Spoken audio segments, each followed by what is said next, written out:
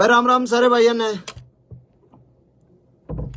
और जितने भी साथी जुड़ रहे हैं फेसबुक पे भी इंस्टाग्राम पे भी बहुत बहुत शुक्रिया, बहुत बहुत धन्यवाद आप लोगों का।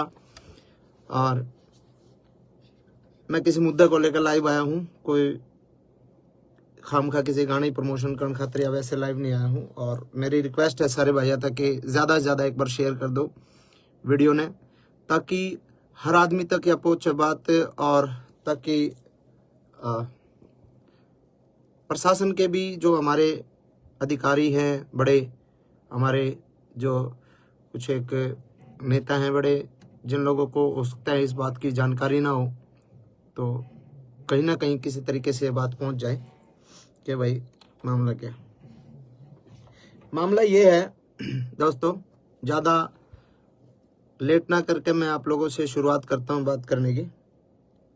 देखो, मैं इस इंडस्ट्री में मैंने कदम रखा था 15 साल पहले, 2009-10 में मैंने रिकॉर्डिंग शुरू करी थी और गाने गाए, कोठे चढ़ ललकारो मारी गाल में एक पटोला तू, वैसे वैसे गाने गा के थोड़ा सा फिर अपना जॉनर चेंज कर करके इंडस्ट्री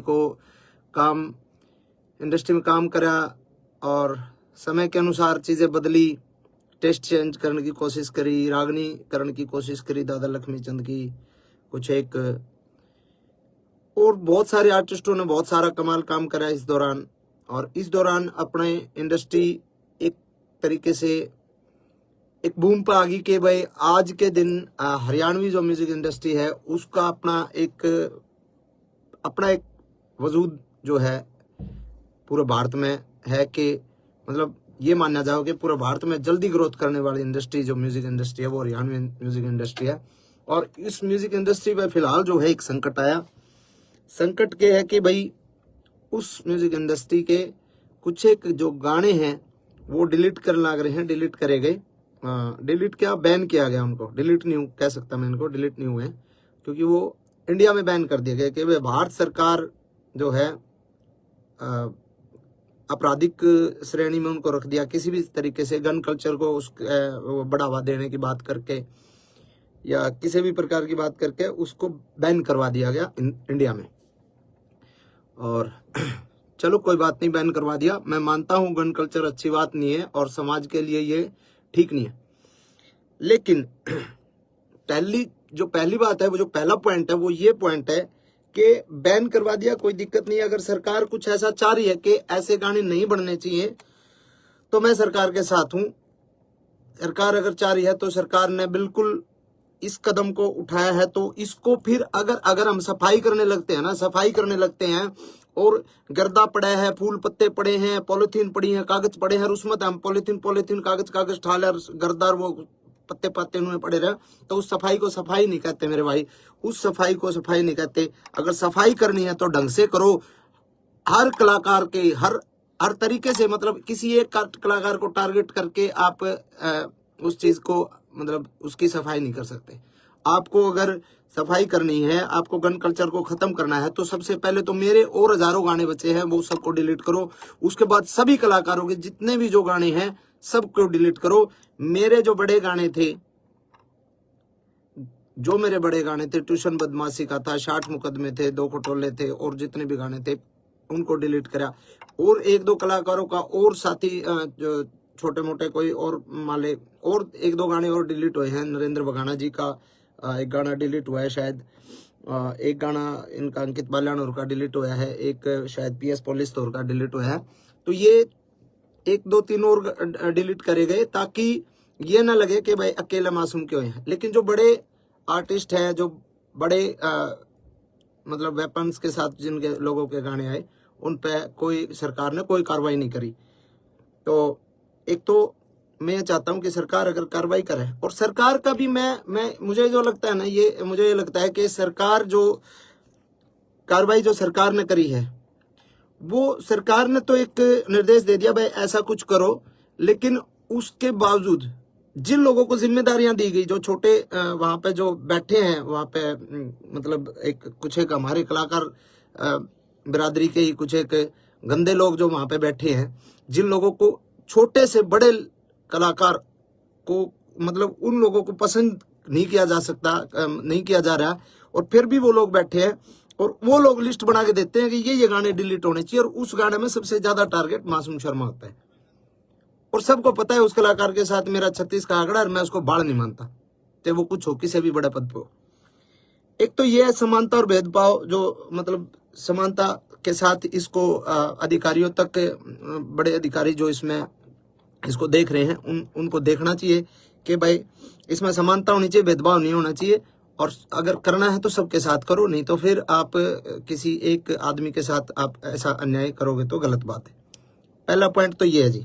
दूसरा पॉइंट मेरा ये है, अगर समाज की बात करते हैं हम कि भाई समाज पे इन गाने का दुष्प्रभाव पड़ता है, बदमाशी के गाने का, तो समाज पे उन गाने का दुष्प्रभाव नहीं पड़ता। हमारी गाल में एक पटोला तू बिन्ने बितर बन जाएगी, तेरी सॉलिड बॉडी रहे है।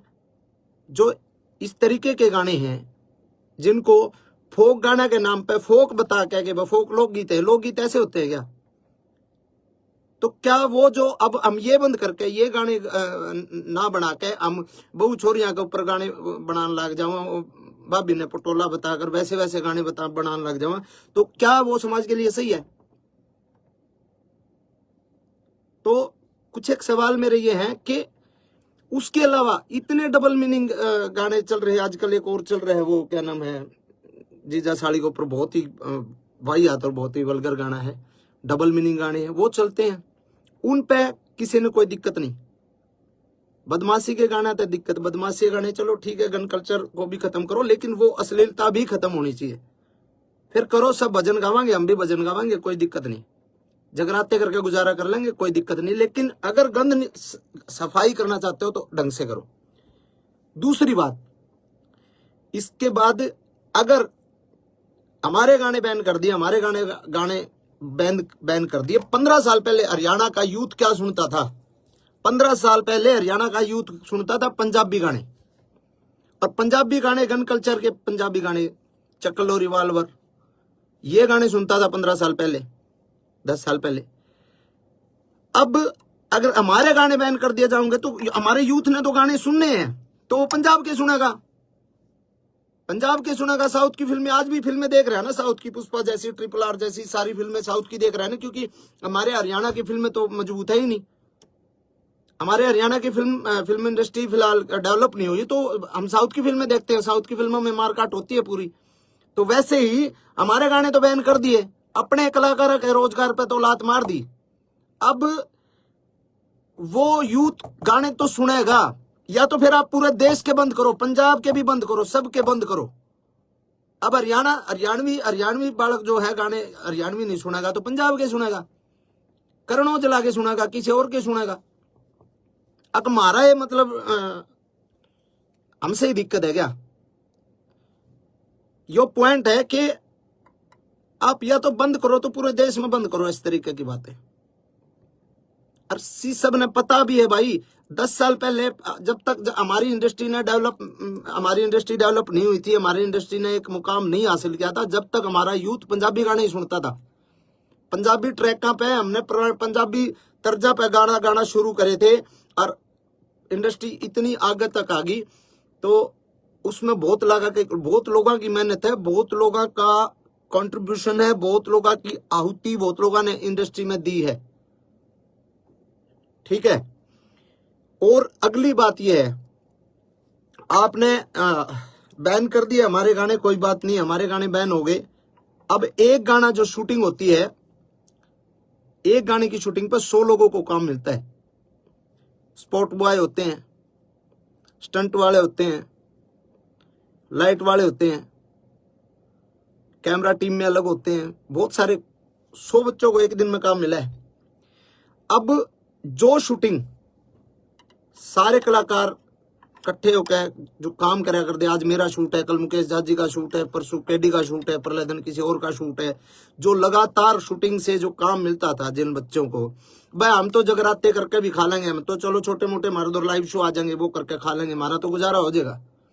अब जो बच्चे 800 रुपए की 1000 रुपए की दिहाड़ी पे स्टंट मैन आया कर दे, जो 1000 रुपए 2000 रुपए की दिहाड़ी पे लाइट वाले आया कर दे, बेचारे सब दिन लाइट आया कर दे, उनके अगर महीने में 20 शूट आया कर दे, 20 में तो आज अगर 5 शूट आएंगे इसके बाद, तो उनको क्या रोजगार सरकार दे देगी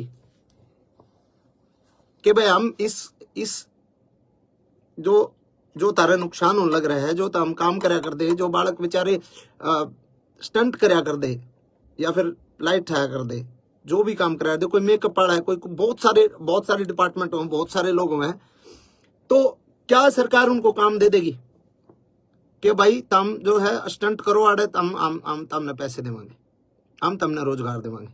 वो बेचारे दाढ़ी लाओगे, जैसे कोरोना में गड़वे बंजू वाले बेचारे घर बैठ गए थे। मेरा चाचा भारता खुद गड़वा बजाया करता, उसने बेचारे ने घंटे टमाटर ला लिए थे और बेचा करता उड़ा खेत में बैठ के। तो बहुत सारी चीजें। और एक जो मेन मामला जो है कि भाई जिस सेक्शन को इन्होंने आधार बना के, जिस सेक्शन को आधार बना के हमारे गाने को बैन करवाया गया है सरकार द्वारा, वो जो सेक्शन है वो है नॉइज पोल्यूशन। उसमें हवाला है उसका नॉइज पोल्यूशन। नॉइज पोल्यूशन तो हर एक प्रकार के गाने हुआ है, सब प्रकार के गानों से नॉइज पोल्यूशन होती है, कोई अगले बदमाशी गाना तो थोड़ी हुआ है। दूसरी बात 196 जो इसमें एक्ट के तहत जो ये कराया गया है, इसमें है कि सामाजिक और धार्मिक कोई किसी का जात बिरादरी पे या धर्म के ऊपर कोई मतलब कोई ऐसी दो गुटों के बीच में कोई कार्रवाई, कोई गाना ऐसा नहीं होना चाहिए जो दो गुटों के बीच में हो, दो जातियों के बीच में हो, लड़ाई कराने वाला हो, दो धर्मों के बीच में हो।